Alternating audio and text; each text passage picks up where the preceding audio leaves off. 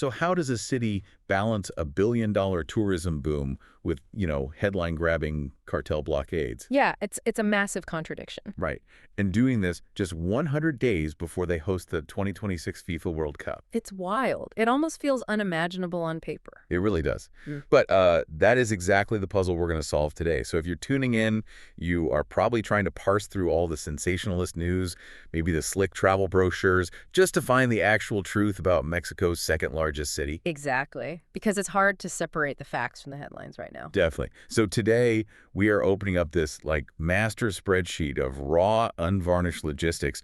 We are doing a deep dive into an incredible briefing called Welcome to the Phil and H Travel Podcast. Is it worth it? It's such a good source. Really thorough. Oh, absolutely. It's Yeah. our foundation for today. We're going to figure out if Guadalajara, which is, the undisputed birthplace of mariachi, tequila, the legendary torta ahogada, if it's the greatest travel value of the decade, or just a massive logistical trap waiting to spring. And honestly, it's a city that just completely defies simple categorization, which is why relying on a hyper-detailed brief like this one from Phil and H is so essential. Yeah, we are going to systematically unpack every layer of this ecosystem, and we're covering all 11 segments of their brief today in order. Right, because we're looking at a really wild juxtaposition here. On one hand, you have air carriers offering round-trip flights from major U.S. hubs dropping as low as 91 to $150. Which is basically Bangkok-level pricing. Exactly, it's insanely cheap. But on the other hand, you have this staggering $1 billion hotel boom that is just reshaping the entire skyline. Right. And shadowing all of this economic optimism Yeah. is the very real, very visceral cartel violence that erupted in March 2026. Yeah, following the reported death of El Mencho, we really cannot sugarcoat the reality on the ground here. No, we can't. And neither is our source material.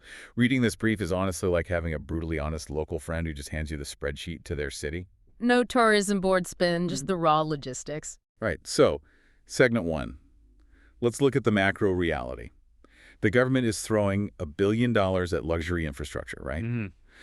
They're basically banking on the fact that corporate travelers and World Cup fans are going to just look past the headlines. Which is a massive gamble. It is. Right. Because let's look at the actual mechanism of what went down in March 2026. The reported killing of the Jalisco New Generation Cartel leader Nemesio Oseguera Cervantes, widely known as El Mencho, it triggered immediate retaliation. Yeah, the response was terrifyingly fast. We're talking highway blockades, vehicles set on fire, gunfire exchanges between cartel members and military forces. And this all went down exactly 100 days before the June 2026 World Cup kickoff. Just terrible timing for a host city. So if I'm a traveler, right, and I'm staring at a $91 flight confirmation, how do I possibly reconcile building luxury hotels on one side of town while, trucks are literally burning on the other? Well, to understand that paradox, you really have to look past leisure tourism. You have to examine the core economic engine that's actually driving Guadalajara. Which is not tourists in flip-flops. No, not at all. I mean, Yeah. this is a metropolis of 5.2 million people. Yeah. It sits at an elevation of 5,100 feet, right? Yeah. It's 350 miles northwest of Mexico City and 200 miles inland from the Pacific. So no beach. Zero beach. And if you look at the 2025 data, they saw 622,000 visitors.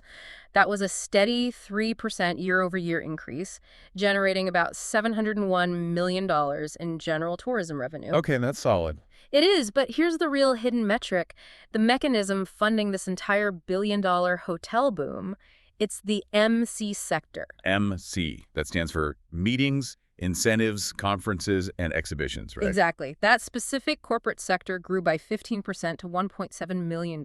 Oh, wow. So they are treating the city less like a theme park for tourists and more like a massive corporate campus. That is a brilliant way to frame it. They aren't building beachfront playgrounds. They are building boardrooms. Right. And the hotel developers, they're doubling down despite the cartel headlines because they understand the highly localized geography of these cartel risks. They know the violence isn't happening at the convention center. Exactly. They're positioning Guadalajara as an insulated, world-class hub for arts, culture, and high-level corporate business. I mean, for instance, Guadalajara won the bid to host ITB Americas in November 2026. That's huge, isn't it? It's massive. That is the first time this global travel trade show is ever taking place outside of Europe, and it's expected to generate $20 million in hotel revenues alone. Just from one event. That's wild. Yeah. And that is exactly why the state of Jalisco announced $1 billion in private investment for 38 new hotels. That adds up to 4,578 new rooms by 2028. And a huge chunk of those are being fast-tracked for the World Cup, right? Yeah, 12 of these properties are opening specifically before the June 2026 matches. Wow. You've got massive international footprints, like the new 216-room Sheraton Guadalajara Expo, alongside specialized properties like the 125-key Hotel Entree. So the developers are basically betting billions that corporate entities and World Cup fans will recognize the stark divide between heavily insulated business districts and the peripheral zones where these territorial cartel disputes actually happen. That's the billion-dollar bet. Let's talk about the government's response to that March violence, though. Because they didn't just put out a press release saying, hey, it's fine. They announced the deployment of 100,000 security officers across the World Cup host cities. Which is just a staggering mobilization. Right, 100,000. They are covering stadiums, fan zones, airports, major transport hubs. It's a massive show of force. And if you read the security analysts from the monitoring group, I called her their assessment provides a really crucial layer of nuance here. What did they find? Well, they acknowledge that the cartel has the capability to mobilize retaliation with terrifying speed, which we obviously saw with the highway blockades. Yeah, the burnings. Right. However, they explicitly state that direct attacks on World Cup infrastructure remain highly unlikely. Because, honestly, bad for tourism is bad for business, even for a cartel. The infrastructure has to hold. Exactly. We know that Mexico plays South Africa in Mexico City on opening day. That's June 11, 2026. But Guadalajara is hosting multiple group stage fixtures. Right. So, to transition to segment 2, if you're actually tempted to be one of those travelers taking advantage of a $91 flight, your entire budget and your whole experience hinges entirely on when you land. Oh, completely. The climate calendar dictates everything. And the brief is super clear on this.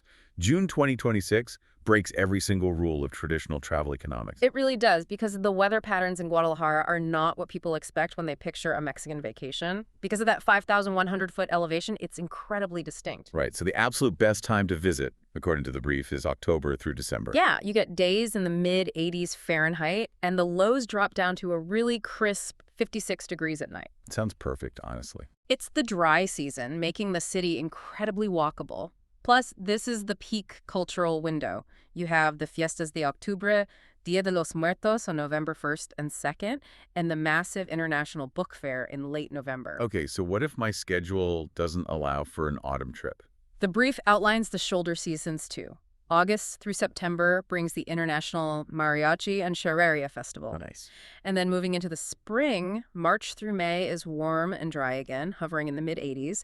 And it features the Guadalajara International Film Festival, as well as the Holy Week religious processions, specifically around the Sagrario Metropolitano. But then we hit the summer, June through September. And let's not mince words here. The brief paints a pretty miserable picture of this season. Yeah, it's typically the absolute worst time to visit. You are looking at daily afternoon thunderstorms, 90% humidity, and heat that peaks at 95 degrees Fahrenheit in May, right before the torrential rains really set in. It's brutal. Normally, if you visit during this window, you're compensated with rock-bottom pricing because the city is just totally empty. All right, nobody wants to sweat through that. But the June 2026 World Cup flips this entirely on its head. It's a complete inversion of the economic law of supply and demand. Because of the sheer influx of global fans, you will be paying inflated peak season luxury prices for completely sold-out hotels, while simultaneously dealing with the absolute worst weather the city has to offer. You are literally paying a premium to sweat through 90% humidity. Exactly. Let's break down the exact flight economics the brief provides, because they are incredibly precise. From Los Angeles, the year-round average is $350 round trip. But if you catch a sale, it drops to $293. Which is a steal. It is. Chicago averages $365. San Antonio averages $318. Now, statistically, September is the cheapest month overall, averaging $461 round trip, while December and August are the most expensive at $648 and $592, respectively. And if you're just looking for a one-way flight down, January bottoms out at $527. Oh, and here's a fascinating logistical hack from the brief. The time of day matters significantly. Night flights average $437, whereas morning flights spike to $489. Those margins matter immensely for the budget-conscious traveler. But the hotel variance is where the World Cup anomaly really reveals itself. Yeah, let's talk about that. The brief notes a year-round average of $102 per night. In October, which we established as the best weather month, certain baseline rates can somehow drop as low as $13 to $21 a night. Wait, really? 13 bucks? Yes. But in June 2026, the average hotel price skyrockets to $316 a night. Okay, let me pause right there. You were jumping from a $100 average to over $300. And that's an average, meaning mid-tier rooms are costing what luxury suites normally would. Exactly. Under normal, non-World Cup circumstances, a 3-star hotel runs $26 to $44, a 4-star is $35 to $69, and a 5-star is $65 to $146. Wow, so normally it's incredibly affordable. Very. Keeping in mind, weekends always run 15 to 20% higher, but the World Cup completely destroys the standard pricing matrix. It forces a massive psychological reckoning for the traveler. You have to ask yourself, is being close to the group stage fixtures really worth paying a 300% premium for a 3-star bed during a thunderstorm? Right. It's a tough call. So let's move into segment 3. Imagine you've made your choice. You've picked your month, you've survived the humidity, or you timed it perfectly for October, and you booked that cheaper night flight. You touched down. You touched down. The arrival logistics provided in the Fill and H brief are critical here because they basically set the tone for your entire budget the moment you leave the terminal. Yeah, so you're landing at Miguel Hidalgo y Castilla International Airport. The airport code is GDO.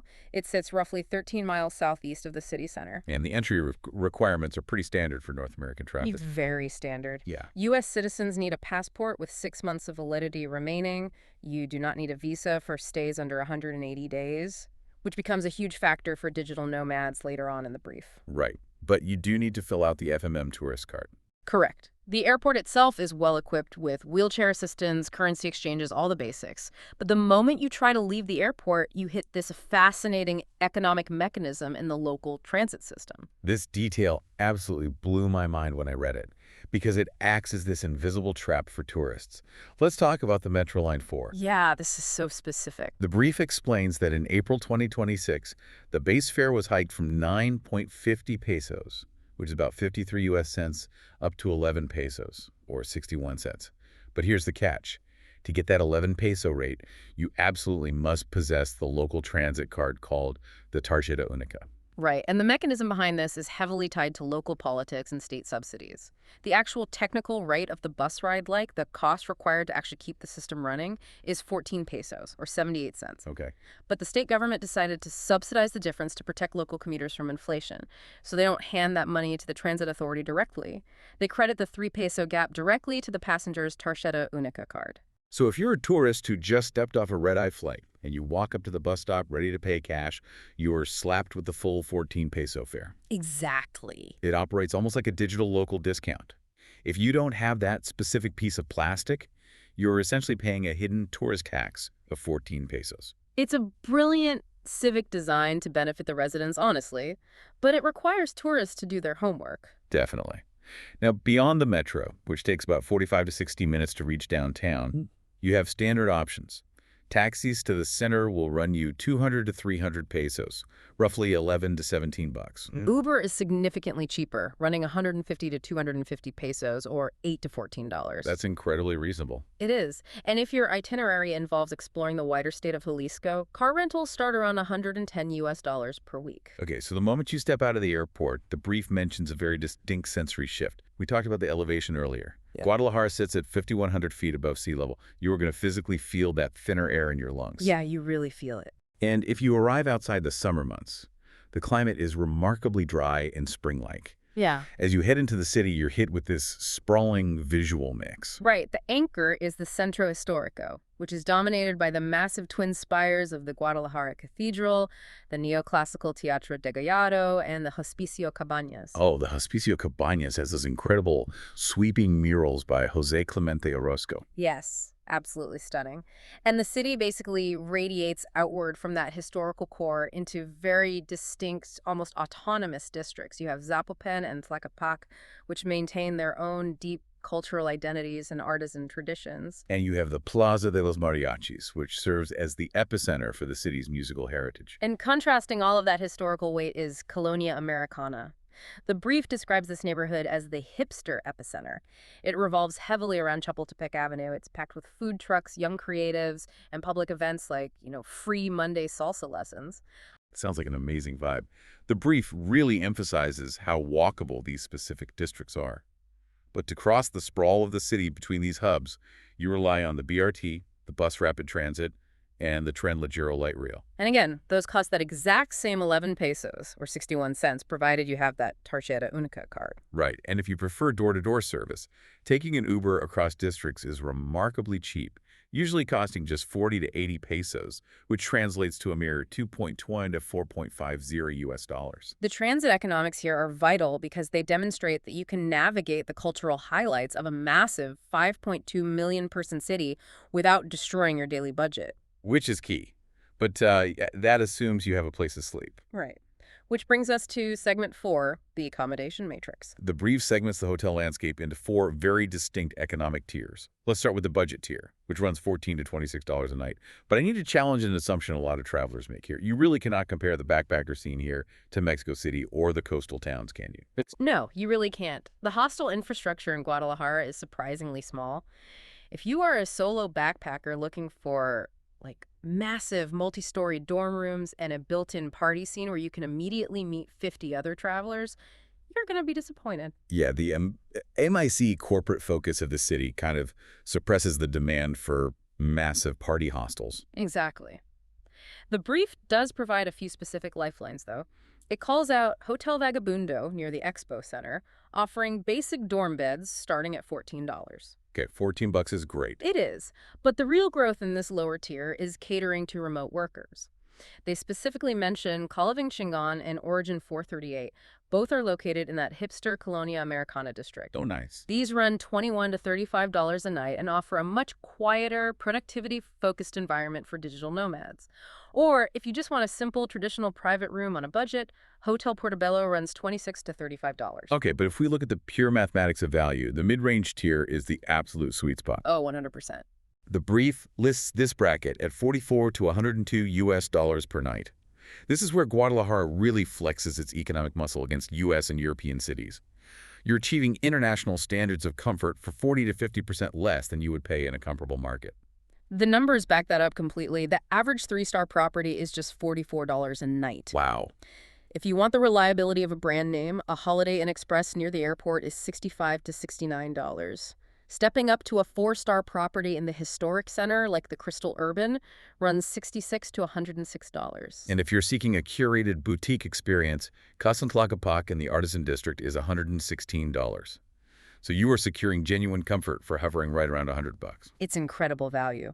Moving up, the family tier runs $80 to $150 per night.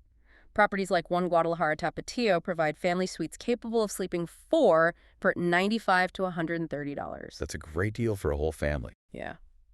And the Grand Fiesta Americana sits in the $120 to $150 range. When the brief calculates the total cost for a family of 4, including accommodation, food, and activities, a full week totals between $1,600 and $2,800 US dollars before flights. For an international, culturally immersive family vacation, that is a highly competitive price point. Unbeatable, really. But let's look at the top end. The luxury tier runs $146 to $316 US dollars a night. You have the Camino Real charging $146 to $200. The Marriott edition peaks between $200 and $316 during peak seasons. Right.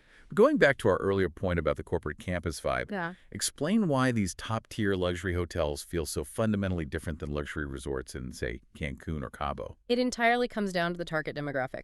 A luxury resort in Cancun is designed to keep you on the property. They invest in sprawling beachfront pools, multiple all-inclusive dining options, and massive leisure footprints. Right, you never leave the resort. Exactly. Guadalajara's luxury hospitality sector is engineered for the corporate executive and the MSC market. You are paying a premium for state-of-the-art high-tech conference rooms, exclusive executive lounges, high-speed fiber internet, and immediate proximity to the expo center. So the luxury here is urban, efficient, and corporate. It is not designed for lounging in a cabana. Not at all. Okay, so you have your corporate luxury room or your boutique mid-range suite, but eventually you have to eat. Which brings us to segment 5. And you are in the culinary heart of Jalisco. Oh, the food. The brief goes incredibly deep into the culinary economics, starting right at the foundation. the grocery store. Yes. For travelers utilizing self-catering, particularly those staying in the co-living spaces we mentioned, the data points reveal this robust agricultural supply chain that keeps prices remarkably low. It's amazing. At major chains like Walmart, Waldo's, and Soriana, a gallon of milk is 57 pesos, which is about 3.2 US dollars. Bread is 20 pesos, about 1.10. A pound of ground beef is 54 pesos, or roughly $3. But the real economic floor is found in the traditional markets. The brief highlights Mercado San Juan de Dios and Mercado Libertad. The prices here are staggering.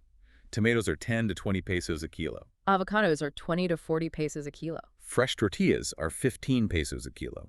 The brief estimates that a full weekly self-catering shop for 2 people will only run 800 to 1,200 pesos. Which means you are feeding 2 people for an entire week for just 44 to 67 US dollars. That is insane. The proximity of Guadalajara to major agricultural production zones in Jalisco removes the massive transportation markups you see in other major cities. Right. But while groceries are cheap, the street food culture is the primary draw for almost every visitor. Oh, definitely. And the prices are almost hard to believe. You are paying 1 to 2 US dollars for authentic, world-class street tacos al pastor, carnitas, carne asada. And the brief dedicates significant attention to the city's signature dish, the torta ahogada.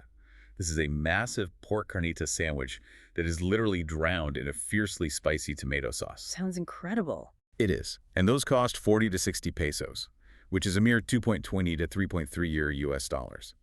Even when you look at gourmet street food like tacos choza, where they are serving high-end duck or ribeye in generous 100-gram portions, the price only hits 35 to 40 pesos. You're eating premium proteins for under $2.20. It's wild. And that immense value persists as you transition into brick-and-mortar restaurants. A cafe breakfast runs 100 to 180 pesos, or $5.50 to $10. A sit-down lunch is 100 to 250 pesos, translating to $5.50 to $14. Even a proper mid-range dinner is only going to cost 250 to 450 pesos, or $14 to $25. The examples provided are excellent benchmarks, too. El Sacramonte serves deeply traditional fare for around 100 pesos. Tacos Fish La Paz offers famous fried fish tacos for 60 to 80 pesos. And if you want to try birria, the traditional spiced lamb stew, Birria Las Nine Esquinas charges 150 to 250 pesos. And if you want a more elevated experience with a 19th century ambiance, La Rinconada starts at 250 pesos. Add in a beer at a local cantina for 25 to 40 pesos, or a coffee for 30 to 50 pesos, and your daily food spend is remarkably contained. But the brief highlights a fascinating cultural paradox regarding pricing, specifically when it comes to music and etiquette. Yeah, this part is really interesting. I need to highlight this because the juxtaposition is incredible. We just established that you can buy an authentic duck taco for $2. But if you walk into the Plaza de los Mariachis and request a single song from a mariachi band, it costs 50 to 100 pesos. Right. That is 2.80 to 5.50 US dollars per song. A 3-minute song costs more than a massive plate of food. The economics of culture here are fascinating. It perfectly illustrates the cultural value system of Jalisco, you know? Food is viewed as a daily necessity, kept affordable by local agriculture. But mariachi is an art form, a historical tradition, and you are paying a premium for its preservation directly to the artist in its birthplace. That makes total sense. The brief also touches on the economics of tipping. While restaurant tipping is a standard 10 to 15%, street food vendors do not expect tips, though rounding up the change is appreciated. The brief also includes a vital etiquette note regarding the language and religious culture. Spanish dominates entirely outside of the heavily trafficked tourist zones. And during Holy Week, if you are observing the processions at the Sagrario Metropolitano, there is an absolute cultural requirement for respectful silence. Right. So segment 6. Taking all these microtransactions, the 61-cent transit rides, the $2 tacos, the $100 hotel rooms, the brief synthesizes them into 4 highly specific daily budget profiles. Let's start with the low-end budget. They calculate this at 58 US dollars per day.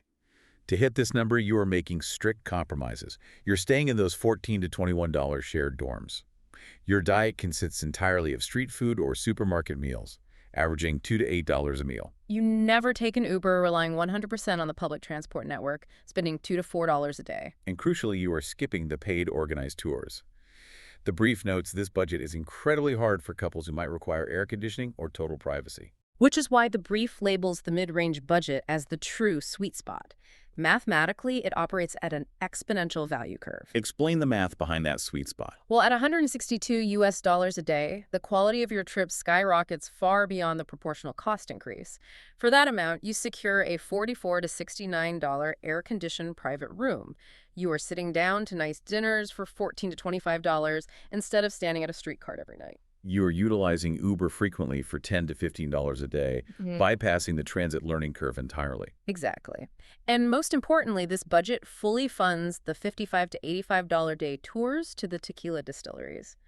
For a couple traveling together, this mid-range sweet spot totals $324 a day, or $2,268 for a full week before flights. You're basically buying peace of mind and cultural access for a very reasonable premium. Right. Now, the high-end budget jumps up to $405 to $468 a day. You're staying in those $146 to $200 luxury MIC hotels.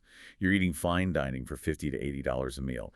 You rely on premium Ubers for $40 to $60 a day. You're booking the exclusive Tequila Express train for $110 to $140 and adding on spa treatments for $50 to $100. For a couple, that translates to $810 to $936 a day, or up to $6,552 a week. It is expensive, yes, but if you compare those numbers to high-end experiences in major U.S. or European financial hubs, it still severely undercuts the market. True, but the most intriguing economic profile in the brief belongs to the digital nomad. The Nomad budget is calculated monthly, running $1,200 to $1,800 a month. The breakdown is so precise. $450 to $700 for a co-living space, $350 to $500 for groceries and street food, $15 to $25 for a local 20-gigabyte SIM card to ensure connectivity. You need that internet. $100 to $200 to rent a dedicated co-working desk, $30 to $50 for transit, and $255 to $325 for entertainment and fun. When you factor in the easy 180-day tourist visas and the proximity to the U.S. for easy border runs, it makes incredible logistical sense. It really does. But this is where we hit segment 7, and the brief shifts its tone from economic optimism to a stark warning. Yeah, the budgets look perfect on paper, but the reality of executing this trip involves navigating 3 massive logistics traps that can completely derail your experience. Let's unpack these roadblocks. Trap number 1 is the April 2026 fare hike. We mentioned the numbers earlier, but walk me through the mechanism of how this actually traps a tourist. The trap is basically rooted in bureaucratic friction. The fare jumped from 9.50 to 11 pesos, or 61 cents. But without the Tarjeta Única card, you face the 14 peso, or 78-cent technical fare. The issue isn't the 17 cents, it's the friction itself. First-time visitors arrive at a bus stop, realize they don't have the card, struggle with the Spanish-only automated machines, face long lines to purchase one, get frustrated, and ultimately abandon the public system entirely. Right, and then they end up hailing an unlicensed taxi that wildly overcharges them. The fix provided by the brief is purely administrative. You must buy the card at the airport metro station the literal second you land. Load 100 to 200 pesos on it, that's 5.50 to 11 US dollars, and you insulate yourself from that friction for the entire week across the metro, the BRT, and the Tren Ligero. That is a brilliant piece of preventative advice. But trap number 2 is arguably more devastating because it threatens the main reason many people visit in the first place: the tequila tour booking trap. Everyone wants to experience the agave fields. The standard full-day tours cost 55 to 85 US dollars. These are comprehensive. They include transport from your hotel, tastings at massive historic distilleries like Jose Cuervo or Herradura, and a traditional lunch. Sounds great, but what's the catch? The trap is sheer capacity. These tours book out weeks in advance. During the peak October to December season, and especially during the World Cup in June 2026, walk-up availability is 0. And the alternatives, if you get locked out, are incredibly rigid. The luxury Tequila Express train, which costs $110 to $140, only operates on Saturdays. Now, the UNESCO World Heritage Agave landscape itself is technically a free public area, but the brief warns that going independently is a massive gamble. It's a gamble based entirely on your language skills. There is a profound lack of English signage. You can take an independent local bus for a mere $8 to $12 round trip, but if you just show up in the town of Tequila without a prearranged reservation, you will likely find the distillery gates locked to walk-ins. Or, worse, you find a tour, but it is conducted strictly in Spanish.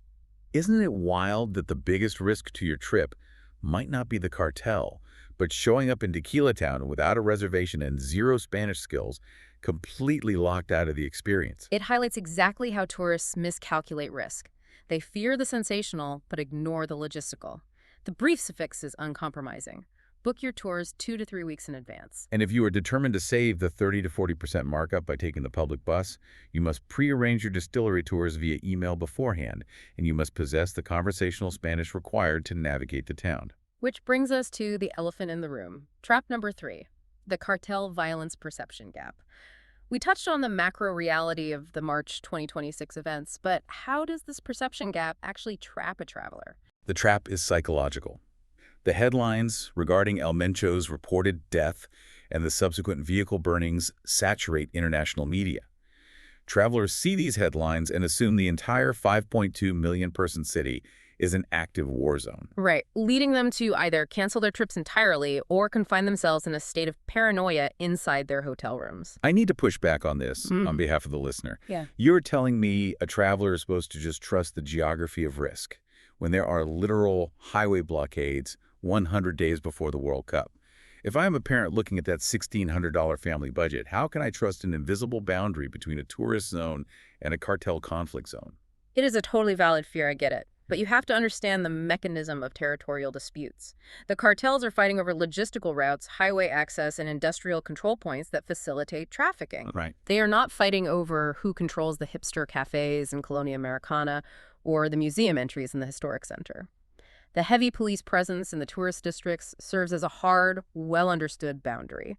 The localized violence concentrates in peripheral neighborhoods and industrial zones that a tourist has absolutely zero reason to ever visit. So the brief offers a very pragmatic fix here.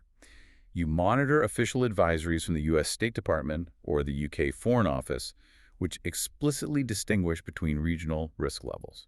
You stay strictly within the tourist zones, and you absolutely avoid driving on the highways at night. And there is a massive irony here regarding the World Cup. Because the government is deploying 100,000 security officers across the host cities, June and July 2026 will statistically be the safest time to walk the tourist zones, despite the recent headlines. Speaking of risks, let's drill down into the actual street-level safety in Segment 8. What are you actually facing when you leave your hotel? Well, the brief categorizes the overall crime level in Guadalajara as moderate. Importantly, it explicitly notes that the crime rate here is lower than in heavily touristed resort towns like Cancun or border cities like Tijuana. So the primary hazard you face isn't cartel violence, it is petty theft. Bag snatching and pickpocketing are common in densely crowded areas, particularly around the Mercado Libertad. Right, but violent crime directed at tourists is exceedingly rare. As the ACLED monitoring group confirmed, the risk of orchestrated attacks on stadiums or tourist hubs is very low. There are non-criminal hazards to consider as well, right? We've talked about the 5,100-foot altitude causing shortness of breath for the first few days. The UV index at that elevation is intense, making SPF 50+ sunscreen a strict requirement. And when eating all those amazing $1 tacos, you have to monitor street food hygiene, specifically avoiding stalls that lack proper refrigeration for their meats. The brief concludes that the city is generally safe. Solo female travelers consistently report feeling secure navigating the Centro and Colonia Americana district during the day. However, solo travelers do face an economic penalty, paying single supplements of $26 to $44 for private rooms, since the dorm scene is so small. Families, on the other hand, are highly engaged and safe, successfully executing those $1,600 to $2,800 weekly trips. But the brief does call out a few very specific, highly localized scams. The first is transit-based. Unlicensed taxis operating outside the official ranks will frequently quote 400 to 500 pesos for a ride that should only cost the standard 200 to 300 pesos. You really have to verify the fare before getting in. And then there is the tequila scam, which is fascinating because it preys on a tourist's desire for authenticity. This was wild. You might be at an artisan market and find a beautiful bottle claiming to be premium añejo tequila. But the brief warns that these are often unregulated mixto blends, cheap alcohol masquerading as premium agave. The mechanism to protect yourself is simple. You have to look for the official NOM certification printed on the bottle, which guarantees it meets Mexican government standards for true tequila. Finally, they warn about ATM skimming. The advice is to only use ATMs physically attached to banks during business hours and to aggressively cover your PIN when typing it in. So, moving into Segment 9. If you stay alert, you manage the altitude, secure your transit card, navigate the localized risk zones, and avoid the fake añejo. What is the actual payoff? What exactly are you exploring? The highlights outlined in the brief are densely concentrated. The anchor is the 1 square mile Centro Histórico. This is where you find the cathedral, the Palacio del Gobierno, and the Hospicio Cabañas featuring Orozco's Man of Fire mural. The economic value here is insane. Museum entries cost a mere 50 to 100 pesos, which is 2.880 to 5.5 US dollars. Then you travel 3 miles southeast to Tlaquepaque to explore the artisan workshops, the blown glass studios, and the Sergio Bustamante Gallery. 40 miles west, you have the actual town of Tequila, home to Jose Cuervo and Herradura. And locally, you have that thriving, youthful hipster scene in Colonia Americana. But the Phil and H brief is committed to brutal honesty, and they dedicate significant space to the disappointments. Let's run through them. First, there's no beach. You are in a landlocked, heavily urban environment. If you want ocean breezes, you are in the wrong city. Second is the psychological deterrent we discussed. Even if the cartel violence is isolated in the industrial periphery, knowing that a highway was blockaded a few weeks prior casts a very real, heavy shadow over the psychology of your vacation. Third, the wet summer. Experiencing afternoon thunderstorms, 90% humidity, and 95-degree heat in May is physically exhausting. And finally, the massive industrial sprawl outside the historic center completely lacks the quaint colonial charm you find in smaller Mexican towns. I read this and I thought, Guadalajara is like a rugged leather jacket. It's incredibly authentic, it's deeply culturally rich, it's built to hold up to a lot of wear and tear, but it is absolutely not a relaxed, breezy beach cover-up. That analogy captures the essence of the city perfectly. It demands a level of grit and situational awareness from the traveler. And if the lack of a beach, or the industrial sprawl, or the cartel headlines are a deal-breaker for you, the brief provides a fascinating section. Segment 10, Analyzing the Competitors. Let's explore those alternatives. The brief contrasts Guadalajara against two massive competitors, Oaxaca and Mexico City. Let's look at Oaxaca first. If you pull up your flight aggregator, you are immediately hit with a different economic reality. Flights from the U.S. to Oaxaca run $250 to $400, significantly higher than Guadalajara's $91 to $280 range. Why the huge jump? Because Oaxaca lacks that massive MAC corporate infrastructure subsidizing the flight routes. It's a smaller, leisure-focused destination. However, once you land, the daily budgets are slightly lower, sitting at $50 to $140 a day. The trade-off is clear. Oaxaca offers vastly better walkability, deep indigenous cultural immersion, and mezcal tours just 30 miles out of town. Most importantly for some, there are no recent cartel headlines dominating the news. But you sacrifice the mariachi infrastructure, you lose the massive energy of the World Cup, and the brief notes that Oaxaca feels much more tourist-developed and curated compared to Guadalajara's raw working-class energy. And then you have the behemoth, Mexico City or CDMX. The flights are highly competitive, running $191 to $300.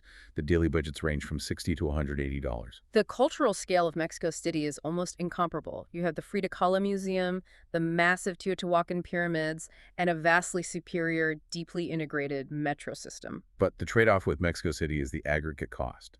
The brief calculates that mid-range travel in CDMX is 15 to 20% more expensive across the board.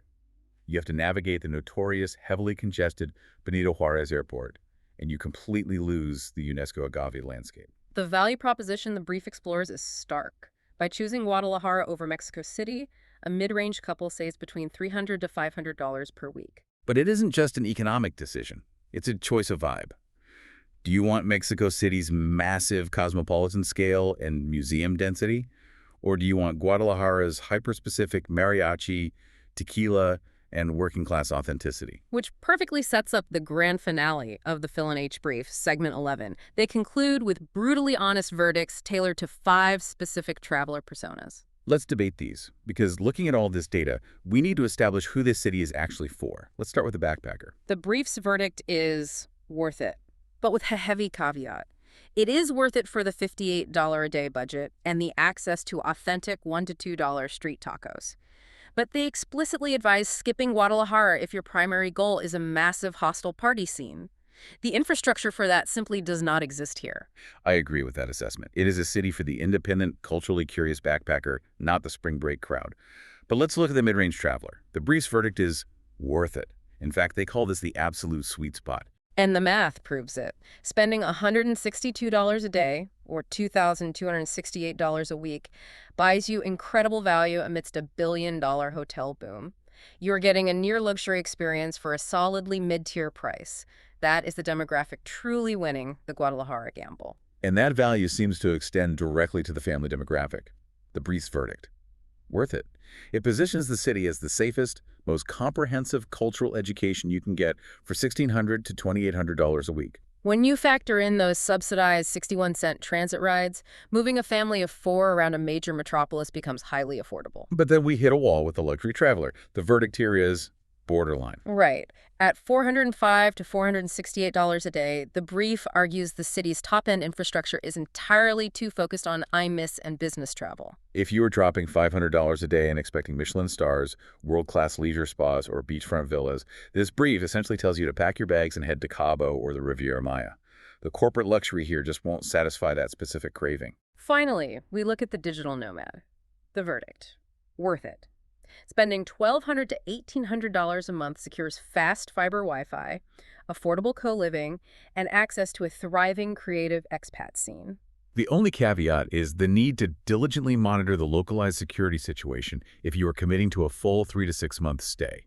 I just marvel at the precision of these verdicts. There is no fence sitting. It is pure actionable advice based on math. It really is. And it leaves you pondering the psychological weight of modern travel. When we analyze a destination like Guadalajara, we have to ask ourselves, how much does a headline fundamentally shape our experience? That's a great question. The deep data proves that the tourist zones are heavily insulated, the underlying economics are incredibly favorable, and the cultural offering is world-class. Yet the perception of danger alters the emotional state of the traveler. Guadalajara challenges you to look past the sensationalism and the industrial sprawl to find genuine world-class culture at an unbeatable price. It really forces you to challenge your own assumptions about risk and value. If this gave you the honest verdict you needed, follow the show. New episodes drop every day. That is the honest verdict from Phil and H.